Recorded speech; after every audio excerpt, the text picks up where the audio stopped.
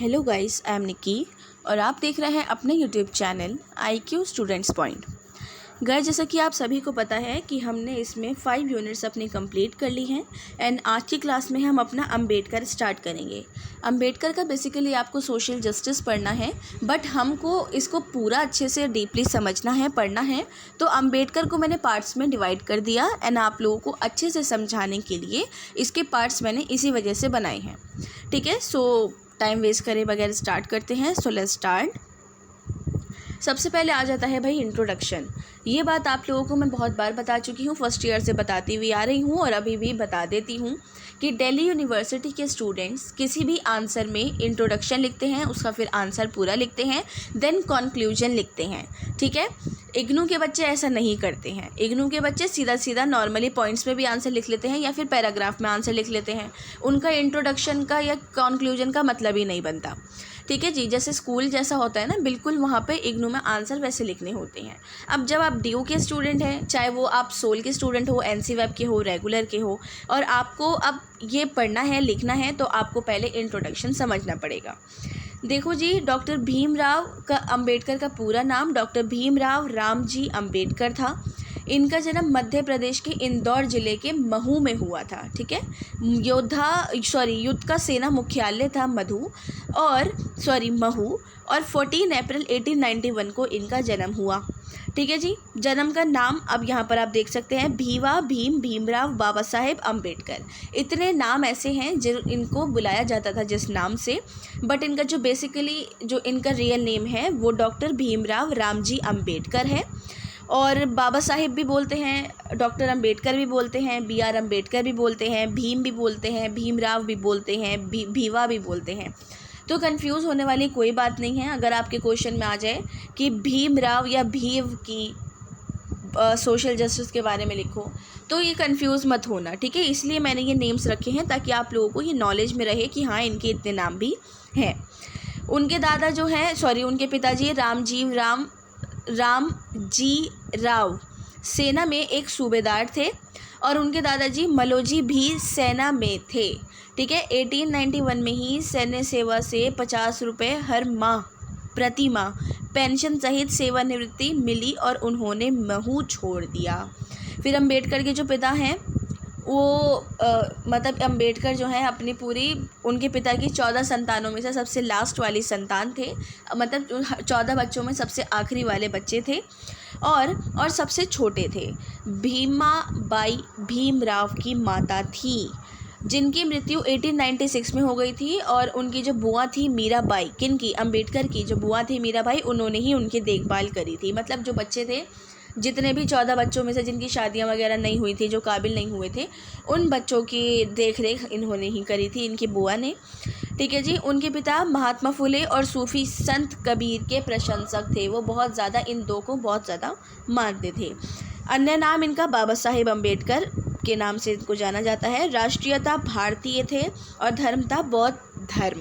ठीक है, बहुत सारे लोगों को ये गलत फहमी है कि वो एक SC ST थे, ऐसा कुछ भी नहीं है। ये एक हिंदू थे और बौद्ध धर्म से बिलोंग करते थे। ठीक है, ये हिंदू थे, इन्होंने खुद एक्सेप्ट करा है अपनी बहुत सारी थ्योरीज़ में, और वो थ्योरीज़ अब आप आगे पढ़ ही लोगे। तो पहले हम इंट्रोडक्शन समझ लेते हैं। अब आगे आगे चलकर आती है इनकी शिक्षा की बारी। तो जी क्या हुआ, उनके पिता को देपोली में रोज़गार मिल गया था और वहाँ से उन्होंने सतारा, जो था जगह है सतारा, वहाँ पे ट्रांसफ़र कर दिया। फिर 1990 में भीमराव को सरकारी हाई स्कूल सतारा में दाखिला मिल गया था और उनका स्कूल का नाम भीमराव रामजी अम्बावाडकर था। ठीक है, अम्बावाडकर या अम्बावाडेकर, ये दो नाम, भीमराव अम्बावाडेकर ये नाम था। तो भीमराव ने अपने उपनाम अपने शिक्षक से ग्रहण किया था, जिनका नाम अम्बेडकर था। तो इनका नाम जो रखा गया था वो इनके टीचर के नाम पर ही रखा गया था। इनके फादर ने इसलिए ही रखा था क्योंकि वो जो टीचर थे बहुत काबिल, बहुत समझदार और उस टाइम के जाने माने टीचर माने जाते थे। खैर, मैं भी क्या बकवास कर रही हूँ, बहुत समझदार, बहुत काबिल, जाहिर है टीचर है तो काबिल ही होगा। खैर छोड़ो, तो उनका नाम इस पर रखा गया था। फिर इनका जो परिवार था वो मराठी था और वो अम्बावडे नगर, जो कि आधुनिक महाराष्ट्र में अब के टाइम पे रत्नगिरी जिला कहलाता है, वहाँ से संबंधित थे। ठीक है जी। वो हिंदू महार जाति से संबंध रखते थे जो अछूत कहे जाते थे और उनके साथ सामाजिक और आर्थिक रूप से बहुत भेदभाव किया जाता था। ये बात सभी को पता है। ओके जी। अब आगे अगर हम बढ़ें तो ये वाली बात आती है कि कबीर पंथ से संबंधित इस परिवार में रामजी सकपाल अपने बच्चों को हिंदू ग्रंथों को पढ़ने के लिए विशेष रूप से महाभारत और रामायण पढ़ने के लिए बहुत ज़्यादा प्रेशर डालते थे। कहते थे पढ़ो, इनको समझो। इनके पिताजी ने सेना में अपनी ही मतलब एक तरीके से यत का उपयोग अपने बच्चों को सरकारी स्कूल से शिक्षा दिलाने के लिए किया, क्योंकि अपनी जाति की वजह से उनके साथ बहुत ही ज़्यादा अन्याय होता था। इसलिए कहते हैं ना कि मतलब गवर्नमेंट में जो काम करता है उसके बच्चों का या फिर जैसा वो खर्चा गवर्नमेंट उठाती है, तो वही फ़ायदा इन्होंने अपने बच्चों की स्टडी के लिए करा था, क्योंकि समाज के अंदर बहुत बुरा व्यवहार इन लोगों के साथ किया जाता था। ठीक है। स्कूली पढ़ाई पूरी होने के बावजूद मतलब पूरे तरीके से ना मिलने के बावजूद भी अम्बेडकर ने बाकी अन्य अस्पृश बच्चों को विद्यालय में अलग बिठाया जाता था कि भाई अम्बेडकर, क्योंकि आप जानते हैं कि कैसा, अगर आप लोगों को मैं बोलूं कि अगर आप लोग ये पूरा टॉपिक पढ़ने के बाद, तो मैं आपको डॉक्टर अम्बेडकर पर जो मूवी बनी है वो रिकमेंड करूँगी कि आप बच्चा सभी वो देखो, उसको आप लोग मोटिवेट होगे। मतलब ये नहीं कि आप ये बोलो कि मैम हमें मूवी देखने के लिए कह रही हैं, वो मूवी बहुत काम की है उनकी। मतलब जैसे कि अब आप पढ़ रहे हो, ठीक है, इमेजिन कर सकते हो कि हाँ, मतलब एक वक्त ही बोलोगे यार ऑनेस्टली कितना बुरा हुआ उनके साथ, लेकिन वो चीज़ जब आप मूवी में देखोगे तो आपको बहुत मोटिवेशन मिलेगा कि उन्होंने उन हालातों में, कि उनको पानी तक नहीं पीने दिया जाता था, सबके साथ बैठने नहीं दिया जाता था, उन हालातों में भी ऐसे बनकर दिखाया कि आज के टाइम पर भी और इन फ्यूचर जो आने वाली जनरेशन्स है उनके टाइम पर भी उनका नाम दुनिया में हर जगह लिया जाएगा, क्योंकि उन्होंने अपनी ज़िंदगी में काम ही ऐसे करे हैं। ठीक है। तो आप लोगों को बहुत मोटिवेशन मिलेगा, एक बार आप वो मूवी देखना ज़रूर। ओके। सो आगे कंटिन्यू करते हैं। अब आती है इनकी शिक्षा दीक्षा, जो भी शिक्षा का था। बीए इन्होंने मुंबई विश्वविद्यालय से किया, एमए पीएचडी और एलएलडी कोलंबिया विश्वविद्यालय से किया था। लंदन स्कूल ऑफ इकोनॉमिक्स से एमएससी डीएससी ये कंप्लीट किया था और ग्रेजुएट से बैरिस्टरेट लॉ किया था। ठीक है। ये तो नॉर्मल 4-5 चीज़ें हैं जो उन्होंने मतलब नॉर्मली करी थी। इसके अलावा भी वो एक ऐसे दुनिया के इंसान हैं जिनके पास अनगिनत डिग्रियां हैं। I mean 32 डिग्रीज़ हैं उनके पास टोटल। तो ये वाली चीज़ की मतलब दुनिया में एक ऐसे शख्स हैं वो। ठीक है। आगे कंटिन्यू करते हैं। अब आ जाता है इनका पेशा। विधिवेत्ता भी थे, अर्थशास्त्री भी थे, राजनीतिज्ञ भी थे, शिक्षा विदार्शनिक भी थे, लेखक, पत्रकार, समाजशास्त्री, मानव विज्ञानी, शिक्षाविद, धर्मशास्त्री, इतिहासवादी, प्रोफेसर, संपादक। दुनिया के अंदर ऐसी कोई ही चीज़ होगी जो अम्बेडकर नहीं होंगे। ठीक है। इन सब चीज़ों को इंग्लिश मीडियम वाले बच्चे ट्रांसलेट कर लेना, नॉर्मली समझ आ रही है कि मतलब वो इकोनॉमिस्ट भी थे, पॉलिटिशियन भी थे और पॉलिटिकल साइंटिस्ट भी थे, प्रोफेसर भी थे और उन्होंने पीएचडी कर रखी थी, लेक्चरार भी थे, बहुत सारी चीज़ें। ठीक है। व्यवसाय, वकील, प्रोफेसर व राजनीतिज्ञ। जीवन साथी, ये बात मैं आपको बता दूं कि उनकी 2 वाइफ्स थी। सबसे पहली रमाबाई अम्बेडकर, जिससे उन्होंने 1906 में शादी करी थी और 1935 में वो मर गई थी। ठीक है। फिर दूसरी जो इनकी वाइफ आई वो इनकी ज़िंदगी के बहुत सालों बाद आई थी। वो मतलब बहुत सालों बाद, इस इन द सेंस कि बहुत टाइम बाद, उस बीच में वो बहुत कुछ कर चुके थे। तो उन्होंने शादी 1948 में करी थी और 2003 में उनकी वाइफ का निधन हो गया था। ठीक है। लेकिन उनकी वाइफ को ऐसा माना जाता है कि बिल्कुल अम्बेडकर की फ़ोटोकॉपी कर दो, इस टाइप की थी। हर किसी की मदद करना, कि मतलब ये नहीं देखा उन्होंने कि जैसे अम्बेडकर के बारे में भी बताया जाता है कि उन्होंने उन हालातों में भी लोगों की मदद करी, उनसे जो हो सकता था वो ज़रूर करते थे। वो बिल्कुल भी ये नहीं बोलते थे कि अगर मेरे साथ ऐसा हुआ तो मैं किसी को नॉलेज नहीं दूंगा या अच्छा नहीं बोलूँगा। ठीक है। तो इसलिए मैंने आपको बोला वाली वीडियो रिकमेंड की है, मूवी आप देखना ज़रूर एक बार। बच्चे, यशवंत अम्बेडकर थे, ये उनकी फर्स्ट वाइफ से हुए थे। राजनीतिक दल, शेड्यूल कास्ट फेडरेशन, स्वतंत्र लेबर पार्टी, भारतीय रिपब्लिकन पार्टी। ठीक है। ये सारे जो हैं आर्ट्स के जो बच्चा ये वीडियो देख रहा है, क्योंकि बहुत सारे बच्चे कॉमर्स और साइंस के भी हैं जिन्होंने पॉलिटिकल ऑनर्स लिया, लेकिन आप लोगों को बता दूं कि 12th के अंदर ये पार्टी सब आपने पढ़ रखी हैं। ठीक है। तो इन पार्टीज़ को वैसे इसमें डीपली पढ़ने की बिल्कुल भी ज़रूरत नहीं है। पॉलिटिकल जो पार्टीज़ हैं किस किस में इन्होंने भाग लिया था, लेकिन एक चीज़ मैं आपको बता दूँ कि ये एक ऐसे शख्स थे जो बिल्कुल निर्दलीय रहते थे, ये किसी भी दल के अंदर अपने आप को एडजस्ट नहीं कर पाते थे। कहते थे कि दल जो है बेसिकली वो लोगों को मतलब एक तरीके से अपने फ़ायदे के लिए बनाते हैं या फिर अपने फ़ायदे के लिए काम करते हैं, लेकिन अंबेडकर ऐसे नहीं थे। ठीक है, अब आगे हैं अन्य राजनीतिक संबद्धताएं। सामाजिक संगठन, इन्होंने जो सामाजिक संगठन बनाए थे, बहिष्कृत हितकारिणी सभा, समता सैनिक दल। बहिष्कृत हितकारिणी सभा को मैं पॉइंट आउट करूंगी क्योंकि इस पर सेपरेट क्वेश्चन आ जाता है, शॉर्ट नोट आ जाता है, या फिर 25 मार्क्स का भी सेपरेट क्वेश्चन आ जाता है। शैक्षिक संगठन जो है इनके, depressed classes education society, the Bombay schedule caste improvement trust, और तीसरा है पीपल एजुकेशन सोसाइटी। धार्मिक संगठन में सिर्फ भारतीय बौद्ध महासभा। ठीक है, तो भारतीय बौद्ध महासभा और यहाँ पे बहिष्कृत हितकारिणी सभा, ये दो बहुत ज़्यादा इंपॉर्टेंट हैं जो पॉइंट आउट की जाती हैं, क्योंकि इन दो को ही आपको अपने सिलेबस के अंदर अच्छे से डीपली पढ़ना है। ठीक है जी, अब हम आगे बढ़ें तो पुरस्कार और सम्मान। बोधिसत्व 1956 में, भारत रत्न रिबन 1990, पहले Colombian ahead of the year they are times. ठीक है, और लास्ट है द ग्रेटेस्ट इंडियन। ये इनको सम्मानित किया गया है, पुरस्कार इनको मिले हैं। इसके अलावा भी बहुत सारे हैं, लेकिन जो मेन है वो मैंने आप लोगों को यहाँ बता दिए हैं। ठीक है जी, आगे है आपकी 6 दिसंबर 1956, 65 साल की उम्र में डॉक्टर अंबेडकर राष्ट्रीय स्मारक, नई दिल्ली, भारत में इनकी जो वो है, और समाधि स्थल चैत्य भूमि, मुंबई, महाराष्ट्र, क्योंकि इनकी जो पैदाइश थी महाराष्ट्र की ही थी, तो समाधि स्थल वो ही रखा गया था। और ये अपनी आखिरी के सालों में नई दिल्ली में थे, तो इसलिए वहाँ पर इनका स्मारक बनाया गया है। ओके जी, ये हो गया इनका कंप्लीट परिचय। अब इस परिचय को हम डीपली समझ लेते हैं। मैंने सोचा वहाँ क्या समझाऊंगी, यहाँ ही बता देती हूँ। एक बात मैं क्लियर कर दूँ, इंग्लिश और हिंदी दोनों मीडियम के बच्चों के लिए है ये। आगे मैंने इंग्लिश में भी लिख रखा है, तो वीडियो को स्किप मत करो, आराम से बैठ के सुनो। शिक्षा की बात आए तो भाई जो बालक भीमराव का प्राथमिक शिक्षण दोपाली और सतारा में हुआ। बम्बई के एल्फिंस्टोन स्कूल से वह अपने 1907 में मैट्रिक की परीक्षा पास की। इस अवसर पर एक अभिनंदन समारोह आयोजित भी किया गया था और उसमें भेंट स्वरूप उनके शिक्षक श्री कृष्णा जी अर्जुन कैलुस्कर ने ये जो है हमारी स्वलिखित पुस्तक बुद्ध चरित्र उन्हें प्रदान की। बड़ौदा नरेश सयाजी राव गायकवाड़ की फेलोशिप पाकर भीमराव ने 1912 में मुंबई विश्वविद्यालय से स्नातक परीक्षा पास की और संस्कृत पढ़ने पर मनाही होने से वे फारसी लेकर उत्तीर्ण हुए। संस्कृत इसलिए मना की जाती थी क्योंकि पंडित जो थे, ऊंची जाति के जो थे, वो ये बोलते थे कि भाई जो संस्कृत है वो लोग तो हम लोग पढ़ते हैं, तो फिर इस हिसाब से तो इन लोगों को हम पढ़ने देंगे नहीं।